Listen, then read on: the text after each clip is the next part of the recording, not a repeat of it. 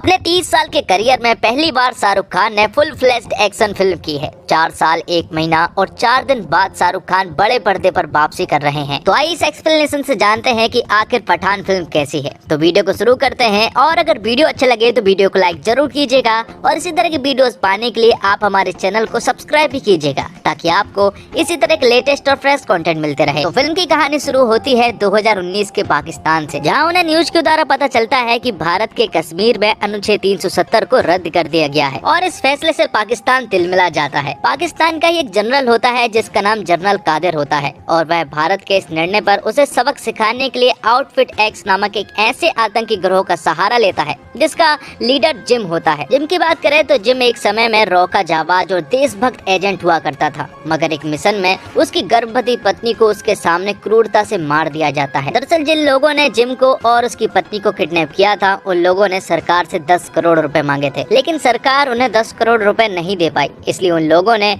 Gym की पत्नी को मार दिया और साथ ही इंडियन गवर्नमेंट को ये भी लग रहा था कि उन लोगों ने जिम को भी मार दिया है, लेकिन जिम अभी जिंदा है और अब उसके अंदर देश के लिए नफरत और प्रतिशोध की भावना प्रबल हो जाती है। वह देश के दुश्मनों के साथ मिलकर अपने ही देश को तहस नहस करने के लिए आमादा हो जाता है। तो यहाँ पर जनरल कादिर जिम से हाथ मिला लेता है और भारत को तहस नहस करने के लिए वो एक मिशन को तैयार करते हैं और ये सीन यहीं पर कट होता है। अब आगे अफ्रीका की एक जगह को दिखाया जाता है जहाँ पर की हथियारों की स्मगलिंग होती है और यहाँ पर हमें पता चलता है कि जिम ने यहीं से एक बहुत बड़ी मिसाइल को खरीदा है। इस मिसाइल की डील राफे नाम का आदमी करने के लिए आया था और राफे दरअसल में जिम का ही आदमी होता है। तभी राफे को पता चलता है कि इन लोगों ने एक अनजान शख्स को बंदी बना कर रखा है और उसे काफी टॉर्चर भी कर रहे हैं। जिसके बाद राफे जब उससे मिलने के लिए जाता है तो उसे पता चलता है कि ये आदमी कोई और नहीं बल्कि पठान है और वो अभी जिंदा है। जिसके बाद यहाँ पर एक तगड़ी फाइट होती है और पठान इन सभी लोगों को चुन चुन कर मार देता है। आखिर में वो राफे को पकड़कर अपने साथ ले जाने भी लगता है। पठान यहाँ पर राफे को अपने हेलीकॉप्टर से बांध देता है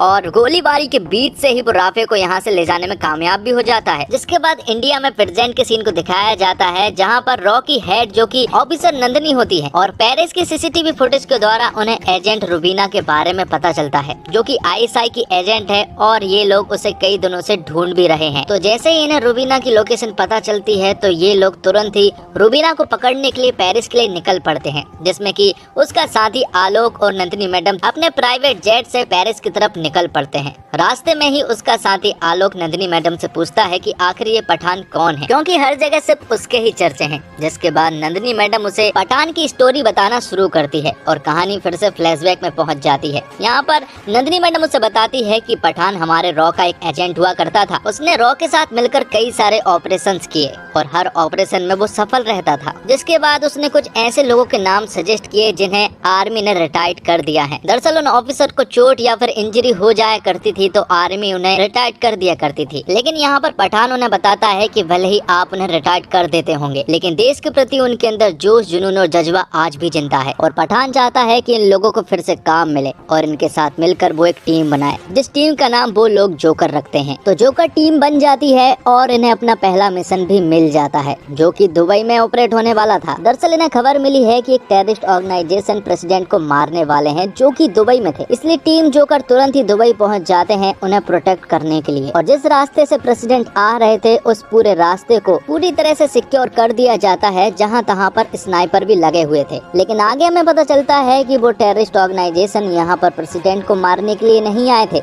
बल्कि वो तो इंडिया के कुछ साइंटिस्ट थे जिन्हें वो अगवा करने के लिए आए थे और वो कामयाब भी हो जाते हैं, क्योंकि इस टेररिस्ट ऑर्गेनाइजेशन के पूरे मिशन के पीछे जिम का हाथ होता है और जिम ही उन्हें अगवा करने के लिए आता है। जिसके बाद वो उन दोनों साइंटिस्ट को अपने हेलीकॉप्टर से ले जाने लगता है, लेकिन तभी एंट्री होती है पठान की और पठान उन्हें रोकने के लिए पूरी कोशिश करने लगता है। जिसके बाद पठान और जिम के बीच में एक तगड़ी फाइट होती है जिसमें कि जिम पठान के ऊपर हावी रहता है, लेकिन आखिर में जिम पठान से उन साइंटिस्ट को अपने साथ ले जाने में कामयाब भी हो जाता है। तो ये मिशन तो टीम जोकर के हाथ से निकल चुका था। जिसके बाद वो दुबई की इन्वेस्टिगेशन करना शुरू करते हैं तो डार्क वर्ल्ड में उन्हें एक रक्तबीज नाम के कोड वर्ड के बारे में पता चलता है और जिन लोगों ने दुबई में अटैक किए थे उनके अकाउंट में रूबीना ने पैसे ट्रांसफर किए थे और रूबीना फिलहाल स्पेन में है, इसलिए पठान को तुरंत ही स्पेन भेजा जाता है। अब आगे स्पेन में रूबीना मोहसिन को दिखाया जाता है जो कि एक बीच पर डांस कर रही होती है और यहाँ पर पठान की नजर उस पर पड़ चुकी थी। पठान यहाँ पर रुबीना को बहलाने की कोशिश कर रहा था और वो कामयाब भी हो जाता है।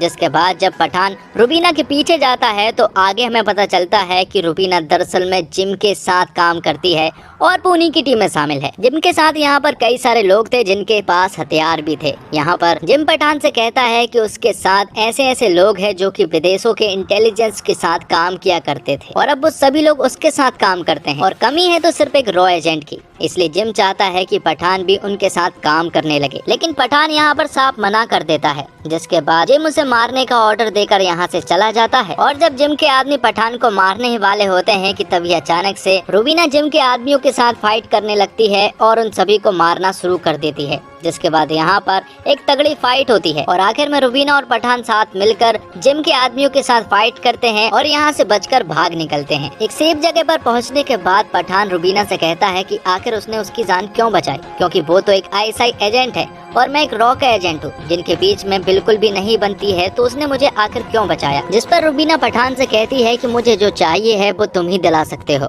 और यहाँ पर रुबीना रक्त बीज नाम के कोड बर्ड के बारे में जिक्र करती है। वो कहती है कि वो रक्त बीज को पाना चाहती है, इसलिए वो जिम के साथ 1 साल से खुफिया तरीके से उनके साथ रह रही है। साथ में वो उसे बताती है कि उनके पास रक्त बीज को पाने के लिए सिर्फ 7 दिन है। अगर वो 7 दिन में रक्त बीज को नहीं पा सके तो 7वें दिन जिम के पास रक्त बीज की डिलीवरी हो जाएगी। जिसके बाद पठान जिस जगह पर रक्त बीज है उस जगह की पूरी इन्वेस्टिगेशन कर डालता है और एक धांसू प्लान भी बना लेता है। साथ ही पठान रुबीना को बताता है कि रक्त बीज जिस बोल्ट में है उस बोल्ट को ना तो काटा जा सकता है और ना ही एसिड से जलाया जा सकता है। उस बोल्ट को सिर्फ खोला जा सकता है एक ताले और चाबी की मदद से, और वो ताला चाबी अलग अलग इंसानों के पास है और वो दोनों इस बोल्ट के एक दूसरे के विपरीत दिशा में रहते हैं। तो ताला है बोल्ट के 10 किलोमीटर दूर गिरिगर अंकल के पास और चाबी है बोल्ट के दूसरे विपरीत दिशा के 16 किलोमीटर कैरन आंटी के पास। लेकिन इन्हें पाने के लिए भी उन्हें कैरन और गिरिगर के फिंगरप्रिंट चाहिए थे, लेकिन किसी तरह से ये लोग कैरन और गिरिगर से फिंगरप्रिंट हासिल कर लेते हैं। लेकिन अब इनके पास सिर्फ 10 मिनट है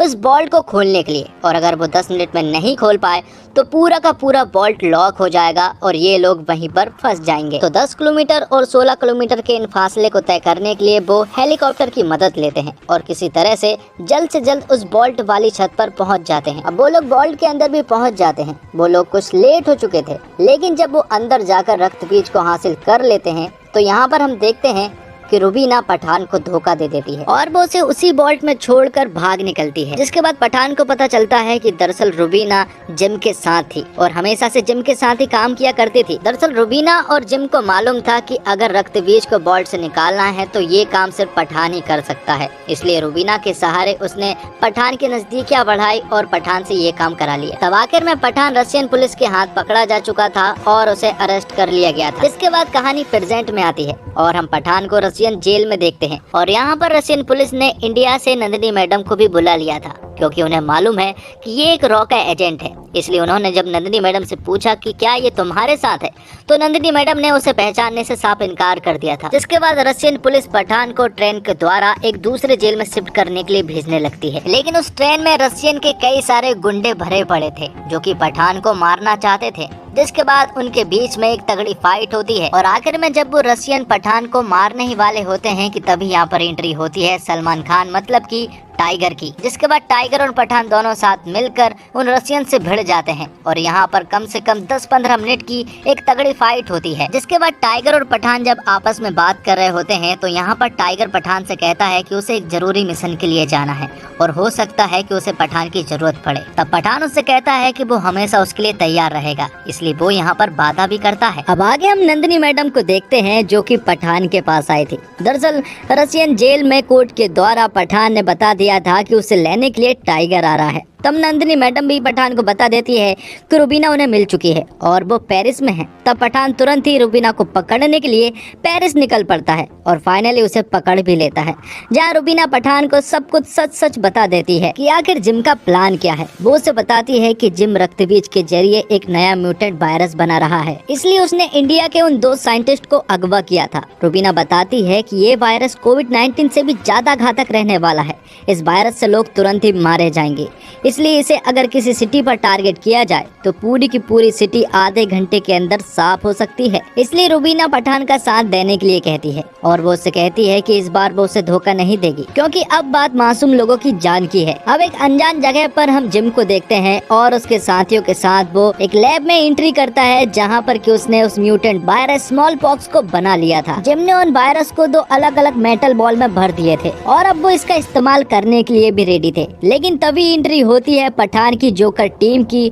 और वो तुरंत यहाँ पर पहुंचकर तबाही मचाना शुरू कर देते हैं। जोकर टीम के साथ अब रुबीना भी मिल चुकी थी और ये बात जिम को भी मालूम पड़ चुकी थी और जिम को ऐसा लग रहा था कि अब वो नहीं बचने वाली, इसलिए वो उन दोनों मेटल बॉल को लेकर यहाँ से भाग निकलता है, जिसके पीछे पठान भी लगा हुआ था और रुबीना भी। रुबीना एक बॉल को हासिल भी कर लेती है, लेकिन तभी जिम बीच में ही एक बड़ा सा धमाका करता है, जिसके साथ ही बॉल के साथ साथ रुबीना पानी के अंदर चली जाती है और वो डूबने भी लगती है। लेकिन आखिर में पठान पानी में कूदकर रुबीना की जान बचा लेता है और उस मेटल बॉल को भी बाहर निकाल लेता है। तो एक मेटल की बॉल जिम लेकर चला गया था, तो वहीं दूसरी बॉल पठान यानी कि रॉ के पास थी। पठान चाहता था कि ये मेटल की बॉल को वो डिस्ट्रॉय कर दे, लेकिन मेजर लूथरा चाहते हैं कि वो इस वायरस को चेक करे और इसका एंटीट्यूड बनाए। साथ ही वो यहाँ पर रुबीना को अरेस्ट कर लेते हैं, क्योंकि वो ISI की एजेंट थी, इसलिए बेरहमी से रुबीना को अरेस्ट कर लिया जाता है। पठान उससे वादा करता है कि उसे कुछ नहीं होगा और वो उसे छुड़ा भी लेगा। तब उस मेटल की बॉल को लैब में भेजा जाता है परीक्षण के लिए। उस बॉल में 3 लेयर थी और उसे खास तरह से डिजाइन भी किया गया था। जब उन तीनों लेयर को खोला जाता है तो साइंटिस्ट को पता चलता है कि उस बॉल के अंदर कोई वायरस नहीं है, बल्कि मिनरल वाटर है। तभी जिम यहाँ के सिस्टम को हैक करके वीडियो कॉल पर आता है और वो सभी से कहता है कि उसका मिशन सक्सेसफुल हो चुका है। वो उन्हें बताता है कि जब तुमने इस बॉल को खोला था तभी उसका मिशन सक्सेसफुल हो चुका था। वो उन्हें बताता है कि जब तुम इस बॉल को 3 लेयर में खोल रहे थे तभी वो वायरस सभी के संपर्क में आ चुका था और अब वो पूरे लैब में पूरी तरह से फैल चुका है और चंद मिनटों में ही तुम सभी की मौत भी हो जाएगी। साथ ही वो यहाँ पर सरकार से नेगोशिएशन भी करता है। वो उनसे कहता है कि अभी भी उसके पास एक बॉल मौजूद है और वो नहीं चाहता है कि इस बॉल को वो किसी अनजान सिटी पर भेजे। वो इंडिया की किस सिटी पर इस बॉल को भेजेगा वो उसे भी नहीं मालूम है, लेकिन वो चाहता है कि इस बॉल के बदले में उसे कुछ मिले। जिम कहता है कि उसे कश्मीर चाहिए और अगर उसे कश्मीर नहीं मिलता है तो वो मिसाइल के जरिए इस मेटल बॉल को एक अनजान सिटी पर छोड़ देगा और साथ ही वो गवर्नमेंट को 24 घंटे देता है और ये सीन यहीं पर कट होता है। दूसरी तरफ हम देखते हैं कि उस लैब में ऑफिसर नंदिनी भी मौजूद थी और उसके साथ साथ कई सारे साइंटिस्ट भी मौजूद थे। यहाँ पर वो लैब को पूरी तरह से बंद कर देते हैं ताकि वो वायरस बाहर ना फैल पाए। यहाँ पर नंदिनी के साथ साथ वो सारे साइंटिस्ट अपनी कुर्बानी दे देते हैं और आखिर में ऑफिसर नंदिनी पठान से कहती है कि वो जिम को बहुत ही बुरी मौत दे, जिसके बाद RDX के द्वारा उस पूरे के पूरे लैब को डिस्ट्रॉय कर दिया जाता है। अब पठान जानता था कि इस मिशन को कंप्लीट करने के लिए उसे रुबीना की मदद लगेगी, इसलिए वो जेल से रुबीना को भी छुड़ा लेता है। लेकिन अब उन्हें ये नहीं मालूम था कि आखिर जिम की टीम कहाँ पर है और वो कहाँ से मिसाइल छोड़ने वाले हैं। तब पठान एक आदमी की मदद से ये पता कर लेता है कि आखिर वो कहाँ पर है। दरअसल वो लोग अफगानिस्तान के किसी जगह पर है और वहीं से वो मिसाइल छोड़ने वाले हैं। दरअसल जिम को मालूम है कि इंडिया कश्मीर तो किसी भी हालत में नहीं देने वाला, इसलिए उन्हें तो ये मिसाइल छोड़नी ही होगी। जिसके बाद किसी तरह से पठान की पूरी टीम उस जगह पर पहुंच जाती है जहां पर की जिम की टीम थी। जिसके बाद यहाँ पर एक तगड़ी फाइट होती है। तब मौका देखकर जिम तुरंत ही यहाँ से भाग निकलता है और उसके पीछे पीछे पठान भी आ जाता है। पठान उसका काफी देर तक पीछा करता है और यहाँ रुबीना को पता चलता है कि दरअसल रक्त बीज मिसाइल में नहीं है, बल्कि दिल्ली जा रहे एक प्लेन में मौजूद है और इस वायरस का डेटोनेटर जिम के पास है। इसलिए 6 मिनट के अंदर अगर पठान जिम को रोक लेता है तो दिल्ली तबाह होने से बच सकती है। तो इन 6 मिनट में जिम और पठान के बीच में एक तगड़ी फाइट होती है। जिम को पूरा भरोसा था कि वो इस डेटोनेटर को उसके हाथ से नहीं छीनने देगा, लेकिन आखिरी के जब 2 सेकंड बचे होते हैं तो पठान जिम से वो डेटोनेटर छीन लेता है और दिल्ली को तबाह होने से बचा लेता है। और आखिर में पठान जिम को एक बहुत बुरी मौत भी मारता है और उससे कहता है कि इंडिया की तरफ से जो तुम्हें वीर पुरस्कार मिला था उसके वो लायक नहीं है। तो दोस्तों, शाहरुख खान के लिए फिल्म पठान को एक पारिवारिक मनोरंजन फिल्म होना बहुत जरूरी था और इसमें ये कामयाब भी है। रुबीना एक सीन में पठान से पूछती भी है, ये लावारिस फिर खुदा गवाह कैसे बन गया? अमिताभ बच्चन ने अगर दिलीप कुमार की विरासत को हिंदी सिनेमा में आगे बढ़ाया तो शाहरुख खान को अमिताभ बच्चन की परंपरा, प्रतिष्ठा और अनुशासन विरासत में मिला है। वह उसे संभालने की पूरी जद्दोजहद इस फिल्म में करते दिखते हैं। पठान आखिर में जाकर टाइगर से कहता है 30 साल हो गए ये सब करते करते, लेकिन इसे नए लड़के पर नहीं छोड़ सकते, खुद ही करना होगा। यूँ लगता है जैसे ये बातचीत दो किरदारों के बीच नहीं, दो कलाकारों के बीच हो रही है। वह टाइगर के मिशन में मदद करने का वादा भी करता है। शाहरुख खान की उम्र अब चेहरे पर दिखने लगी है, तो पठान अब मोहब्बत की तरफ कदम तो बढ़ाता है, लेकिन अतरंग नहीं होता। और पठान के निर्देशक सिद्धार्थ आनंद ने करियर की शुरुआत में हम तुम सलाम नमस्ते जैसी रोमांटिक फिल्मों से की, मगर बैंग बैंग और वॉर के बाद ये एक्शन फिल्मों की राह पर निकल पड़े। इसमें कोई दो राय नहीं कि पठान तक आते आते उन्होंने एक्शन की नई ऊंचाइयों को छुआ है। फिल्म की कहानी तो वहीं घिसी पिटी है जहां देशभक्त एजेंट अपने वतन को बचाने के लिए कटिबद्ध है, मगर एक्शन और स्पेशल इफेक्ट के मामले में सिद्धार्थ ने कोई भी कमी नहीं छोड़ी है। बॉलीवुड की इस मूवी में जेम्स बॉन्ड, मिशन इम्पॉसिबल और मार्वल की फिल्म सरी का इम्पैक्ट देखने को मिलता है, और सिद्धार्थ की यह फिल्म मसाला फिल्मों के पैमाने पर पूरी तरह से खरी उतरती है। फर्स्ट हाफ थोड़ा लंबा लगता है, मगर overall turn, twist, action, location, hero villain के बीच सह और मात और कॉमेडी का तड़का जैसे एलिमेंट फिल्म के प्लस पॉइंट साबित होते हैं। एक्शन दृश्यों में बाइक चेजिंग, हेलीकॉप्टर की फाइट और पहाड़ी पर उड़ते ट्रेन के सीक्वेंस हैरत अंगेज बन पड़े हैं। फिल्म का मजबूत पक्ष इसका stylish VFX, cinematography, action sequence और संगीत है। दुबई, पेरिस, अफगानिस्तान हो या अफ्रीका, लोकेशन को अलग अंदाज से नजर आते हैं। बेशरम रंग और झूमे जो पठान जैसे गाने पहले ही ब्लॉकबस्टर साबित हो चुके हैं। एक नोटिस करने वाली बात यह भी है कि किरदार के लुक और कॉस्ट्यूम पर खासी मेहनत की गई है। फिल्म का सरप्राइज एलिमेंट है जिम के रूप में जॉन इब्राहिम के किरदार की माउंटिंग। बॉलीवुड की फिल्मों में इतना मजबूत और वेल कॉर्पोरेटेड विलन कदाचित पहली बार देखने को मिल रहा है। उसे विलन से कहीं भी कमतर नहीं दिखाया गया है। जॉन ने भी अपने किरदार में जान लगा दी है। टाइगर यानी सलमान खान की 20 मिनट की एंट्री फिल्म को अलग लेवल पर ले जा लेती है। सलमान की मौजूदगी से फिल्म को बहुत फायदा मिला है। शाहरुख सलमान की जुगलबंदी और एक्शन दर्शकों को हाथों हाथ मिल जाते हैं, और दीपिका पादुकोण की मौजूदगी पर्दे पर करंट पैदा करती है। उन्होंने रुबीना जैसी स्पाई गर्ल की विभिन्न परतों को खूबी से जिया है। बॉलीवुड हीरोइन को हीरो और विलन के साथ एक्शन दृश्यों में कमतर दिखाना अच्छा लगता है। डिम्पल कपाड़िया और आशुतोष राणा ने अपनी भूमिका में प्राण फूंक दिए हैं, और शाहरुख को फिजिक्स और लॉजिक को दरकिनार करने वाला एक्शन करते देखकर मजा आ जाता है। फिर चाहे वो हेलीकॉप्टर के ब्लेड पर पैर रखकर नीचे उतरते हैं या फिर ट्रेन में लड़ाई करते। ये ट्रेन वाला सीन सिंगल टेक में लिया गया, यानी कैमरा कट नहीं हुआ है। आमतौर पर जब ज्यादातर एक्शन सीन्स का जिम्मा स्टंट डबल पर आ जाता है, लेकिन इस सीन को देखकर लगता है कि शाहरुख ने वाकई एक्शन पर बहुत मेहनत की है। अगर ऐसा ही रहा तो मैं उन्हें आगे भी एक्शन वाले अवतार में देखना चाहूंगा। बस वो अगली बार अपनी भारी आवाज में ना बोले, जैसा पठान और रईस दोनों में किया है। सिद्धार्थ आनंद ने वॉर में क्लियर कर दिया था कि वो एक्शन के स्टाइल वाले पहलू में रुचि रखते हैं, इसलिए वो इसी तरह की फिल्में बनाएंगे। और फिल्म में कुछ सीन तो वाकई कमाल के थे, जैसे कि बंदूक हवा में उछल रही है तो आपका कैमरे उसके साथ चल रहा है। मिशन इम्पॉसिबल और फास्ट एंड फ्यूरियस जैसे फिल्मों की याद आती है। सिद्धार्थ के एक्शन सीक्वेंस एंजॉय करने का तरीका है कि आप हर चीज में लॉजिक ना ढूंढें, सही और गलत के पार वाली दुनिया का हिसाब ना लगाएं। और फिल्म पठान शुरू के 1 घंटे तक कमाल की फिल्म है। बेहतरीन एडिटिंग, पठान का मिसल में शामिल होना, रॉ के अफसर का आपस में नीति बनाना और फैसले को लेकर बहस करना, और फिर दुबई के एक सम्मेलन में शामिल होने जा रहे वैज्ञानिकों पर हमला। जॉन इब्राहिम को यशराज फिल्म धूम ने ही करियर का जीवन दान दिया था। इस बार भी जॉन वैसे ही एक किरदार में है। पता नहीं निर्देशक सिद्धार्थ आनंद ने धूम देखी कि नहीं, क्योंकि अगर देखी होती तो कम से कम धूम के क्लाइमैक्स का आखिरी सीन हूबहू कॉपी नहीं करते। विलन को मारने के और भी 100 तरीके हैं, लेकिन सिद्धार्थ आनंद ने लगता है कि इस फिल्म को मसाला बनाने के लिए जहां से जो मसाला मिल सका उठा लिया। पकवान अच्छा बना है, स्वादिष्ट भी है, लेकिन इसकी खुशबू भी ताजी है, तो फिल्म वाकई बेहद कमाल की फिल्म बन सकती थी। और रक्त बीज का जैसे ही जिक्र आता है तो याद आता है जंगल बुक में आग को मिलने वाला रक्त फूल। और निर्देशक सिद्धार्थ आनंद ने शुरुआत 4 फिल्में रोमानियत के एहसास की बनाने के बाद जब ऋतिक रोशन को लेकर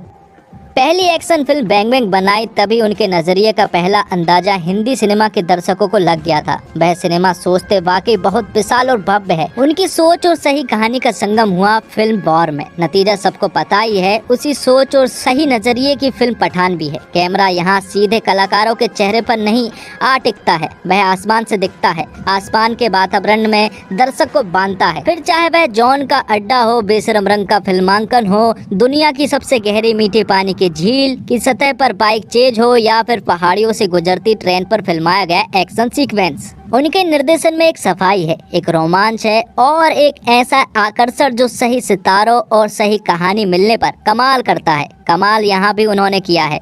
2 घंटे 26 मिनट की फिल्म है, वह दर्शकों को आखिर तक बांधे भी रखते हैं। तो दोस्तों इसी के साथ ये एक्सप्लेनेशन यहीं पर खत्म होता है। उम्मीद करता हूँ आपको वीडियो पसंद आई होगी। वीडियो पसंद आई हो तो वीडियो को लाइक जरूर कीजिएगा और इसी तरह के वीडियोस पाने के लिए आप हमारे चैनल को सब्सक्राइब भी कीजिएगा, ताकि आपको इसी तरह के लेटेस्ट और फ्रेश कंटेंट मिलते रहे। धन्यवाद। जय हिंद, जय भारत, जय श्री राम।